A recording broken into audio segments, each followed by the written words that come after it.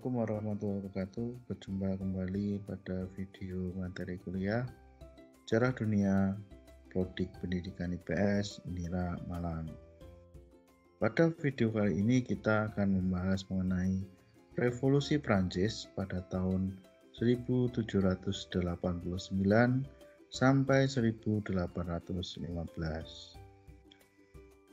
Revolusi Prancis merupakan salah satu peristiwa revolusi terbesar yang ada di dunia. Hal ini disebabkan karena dampak yang ditimbulkan dari revolusi Prancis ini dirasakan oleh berbagai negara-negara yang ada di dunia. Dampak terbesar dari revolusi Prancis ini mulai muncul kesadaran akan pembentukan negara dan konstitusi negara. Untuk lebih lanjut, mari kita bahas lebih dalam mengenai apa itu revolusi Prancis. Latar belakang revolusi Prancis. Latar belakang revolusi Prancis, jika kita melihat dari penyebab secara umum, ini disebabkan oleh ketidakpuasan masyarakat atas sistem monarki absolut di bawah pimpinan Raja Louis ke-16. Sistem monarki absolut menyatakan bahwa kekuasaan raja tidak dibatasi oleh undang-undang, hukum, dan dewan legislatif. Hal ini menyebabkan mudah terjadinya penyalahgunaan dan penyelewengan kekuasaan. Nah, tentu saja yang dirugikan terbanyak adalah masyarakat. Sedangkan para bangsawan juga turut mengikuti gaya hidup dan aturan Raja Louis tersebut, sehingga banyak terjadi penyelewengan dan penyalahgunaan kekuasaan yang terjadi pada masa pemerintahan Raja Louis ke-16 tersebut. Nah, secara khusus ada beberapa faktor yang menyebabkan revolusi Prancis ini terjadi. Pertama, dari faktor ekonomi. Latar belakang revolusi Prancis yaitu terjadinya krisis ekonomi yang diakibatkan kegagalan panen pada tahun 1788 sampai 1789 yang akhirnya berdampak pada kelaparan dan pengangguran di dalam masyarakat.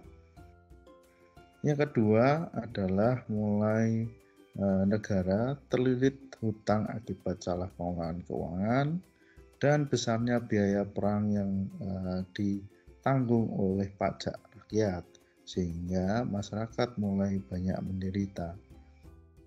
Yang ketiga adalah permasalahan pajak baru yang dibuat oleh raja untuk mendirikan Estat General pada tahun 1789 yang kebanyakan anggotanya dari kaum bangsawan, kaum rohaniawan atau klerus, dan rakyat. Dari faktor ekonomilah yang menjadi kekecewaan terbesar dalam masyarakat karena adanya kelaparan, kemudian hutang yang meningkat, dan biaya perang yang dibebankan oleh pajak masyarakat yang membuat masyarakat merasa terbebani kehidupannya. Kemudian dari segi politik bisa kita lihat karena adanya kelemahan dari gaya pemimpinan Raja Louis ke-16, dimulai dari sikapnya yang tidak tegas dalam mengatasi permasalahan, kemudian para bangsawan maupun klerus yang mengeluarkan kebijakan yang salah terhadap perekonomian, sehingga perekonomian bukan justru malah membaik, malah justru mengalami penurunan. Yang kedua, karena faktor sosial, yaitu mulai munculnya gaya hidup istana yang mewah. Hal ini bertentangan dengan kehidupan masyarakat yang miskin, dan keadaan kelaparan. Kehidupan masyarakat mewah bisa dilihat dari kehidupan istri raja yang banyak menghamburkan uang untuk mengoleksi barang-barang mewah. Selain itu juga adanya kelas sosial atau feodalisme, di mana masyarakat Prancis ini terbagi menjadi 3 kelas sosial. Yang paling atas ada kaum bangsawan, yang kedua ada kaum rohaniawan atau klerus, dan yang ketiga baru rakyat. Dikotomi ini yang mengakibatkan kesenjangan sosial terjadi dan dapat memicu terjadinya konflik. Faktor lainnya adalah semakin meluasnya ide pencerahan, yaitu pencerahan ide kesetaraan sosial, politik, ekonomi, republikan, kebebasan, demokrasi, dan hak asasi manusia yang dicetuskan oleh para pemikir ilmuwan, yaitu ada John Locke, Jean-Jacques Rousseau, Montesquieu, dan Voltaire. Penyebab eksternal lainnya adalah adanya pengaruh revolusi Amerika, di mana pada masa revolusi Amerika ini banyak orang Prancis yang terlibat dalam perjuangan revolusi Amerika untuk memperoleh kebebasan, dan banyak yang terilhami dari peristiwa tersebut, yaitu untuk memperoleh kebebasan, republik, dan konstitusi, dan jaminan hak asasi manusia yang ingin diterapkan di negara Prancis.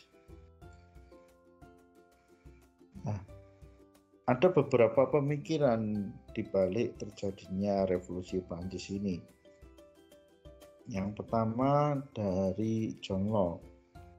Pemikiran yang disampaikan oleh John Locke yaitu berupa pemerintahan yang didasari dan dibatasi undang-undang, sehingga pemerintahan itu bisa berjalan secara adil tanpa ada penyelewengan karena dibatasi oleh undang-undang. Dasar pemikirannya adalah rakyat bebas untuk bertindak dalam hal ekonomi, sedangkan pemerintah hanya menyediakan peraturan, di mana John Locke membagi kekuasaan pemerintahan itu terdiri dari 3, yaitu eksekutif, legislatif, dan federatif. Dari John Locke kemudian disempurnakan oleh Jean-Jacques Rousseau yang mengungkapkan teori du kontrak sosial. Artinya adalah negara terbentuk atas dasar kesepakatan rakyat dan penguasa untuk membentuk suatu negara. Jadi negara itu dapat berdiri karena ada kesepakatan antara dua pihak, yaitu rakyat dan penguasa. Negara harus berdasarkan kedaulatan rakyat karena negara dapat terwujud karena adanya rakyat. Pemerintah yang berasal dari rakyat, oleh rakyat, dan untuk rakyat. Kemudian dari sinilah dikenal paham demokrasi, yaitu pemerintah yang berasal dari rakyat, untuk rakyat, dan oleh rakyat. Selain itu juga mulai berkembang pemikiran hak asasi manusia yang dicetus oleh Rousseau. Ini di mana hak asasi manusia ini harus mengedepankan perasaan persamaan derajat dan kebebasan atau kemerdekaan. Kemudian dari kedua tokoh pemikiran tersebut disempurnakan kembali pada pemikiran Montesquieu. Dalam pemikiran Montesquieu ini bahwa pembagian kekuasaan di dalam pemerintahan itu untuk menjamin agar tidak terjadinya penyelewengan. Jadi bukan hanya pembatasan kekuasaan, tetapi untuk mencegah agar tidak terjadi penyelewengan. Jadi lebih spesifik lagi. Kemudian dalam pembagian kekuasaan itu terdiri dari eksekutif, yudikatif, dan legislatif seperti yang kita kenal saat ini. Kemudian juga mulai menebarkan prinsip kebebasan, liberty, persamaan, equality, dan persaudaraan atau fraternity. Nah, bagaimana proses terjadinya revolusi Prancis ini? Revolusi ini diawali pada tanggal 17 Juli tahun 1789, di mana golongan rakyat mulai membentuk Majelis Nasional yang tujuannya adalah membentuk konstitusi baru, menetapkan pajak, dan membatasi kekuasaan raja. Sehingga muncullah kesepakatan di Sumpah Lapangan Tenis atau Tennis Court Order pada tanggal 20 Juni tahun 1789 yang berisi tentang kesepakatan persatuan rakyat. Dan dampak dari kesepakatan ini adalah pelemahan kekuasaan raja mengalami pelemahan dan beberapa bangsawan maupun klerus mulai bergabung ke Majelis Nasional.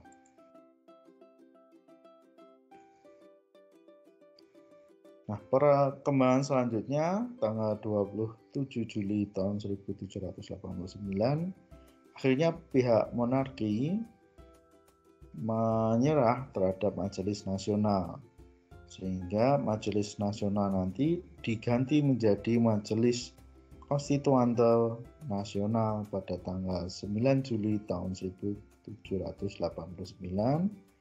dan menjadi badan penyusun konstitusi. Namun pada perkembangan selanjutnya terjadi huru-hara di penjara Bastille pada tanggal 14 Juli tahun 1789. Kemudian akibat kerusuhan ini akhirnya Majelis Konstituante Nasional dirubah menjadi pemerintahan transisi dan pemerintahan monarki mulai dihapuskan, di mana beberapa hak istimewa para bangsawan, klerus mulai dihapuskan. Selain itu juga mulai dihapuskan pajak dan pembatasan kekuasaan keagamaan di lingkungan pemerintahan. Nah, secara timeline, pasca revolusi Prancis ini terdiri dari 4 periode, terbagi dari 4 periode. Pertama adalah masa transisi, kemudian masa monarki konstitusi, kemudian masa republik, dan terakhir adalah masa Napoleon Bonaparte. Kita akan bahas satu persatu dari masing-masing periode tersebut.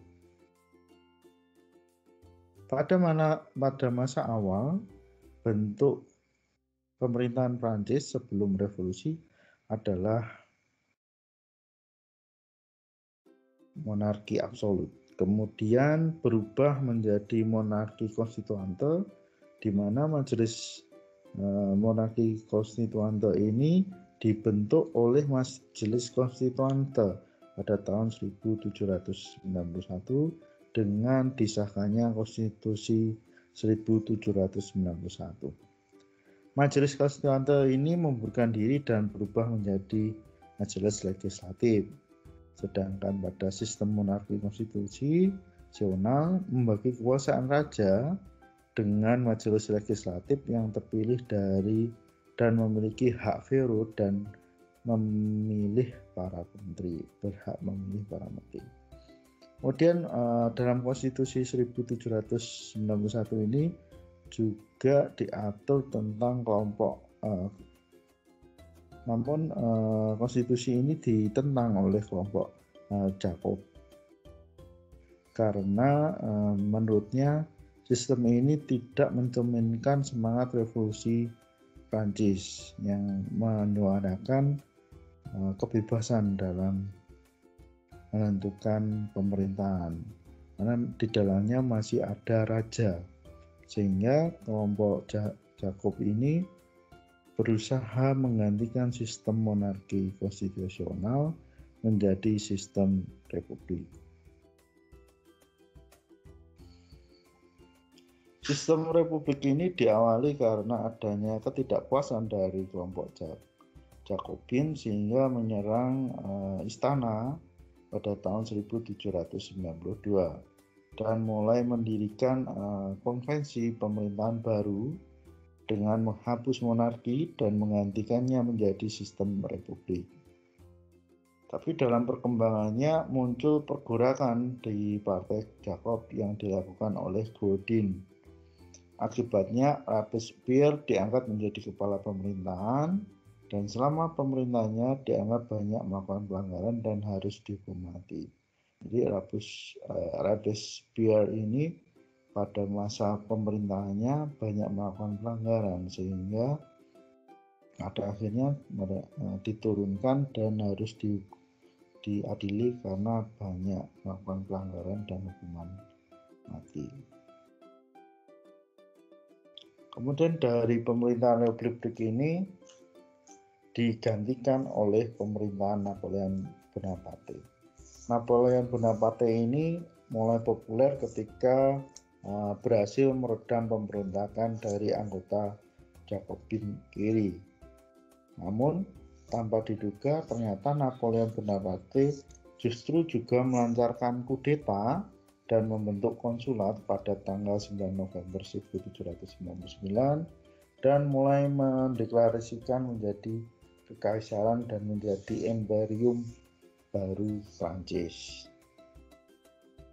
Beberapa kebijakan yang dihasilkan oleh Napoleon Bonaparte diantaranya adalah merancang Undang-Undang Napoleon, kemudian menghapus hak istimewa privilege para bangsawan maupun klerus, kemudian menjamin kebebasan beragama, menghilangkan nepotisme di dalam pemerintahan baik KKN maupun korupsi.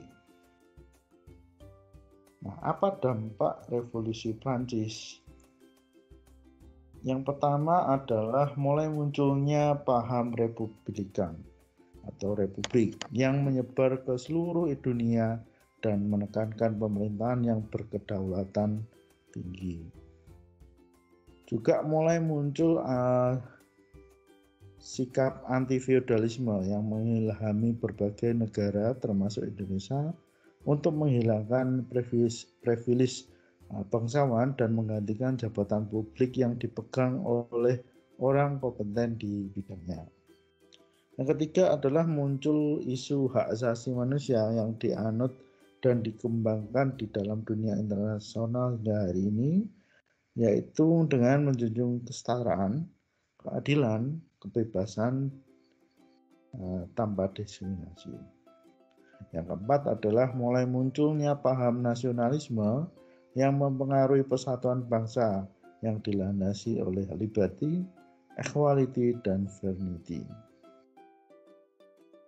Demikian video materi kuliah hari ini. Apabila ada kekurangan, saya mohon maaf. Wassalamualaikum warahmatullahi wabarakatuh.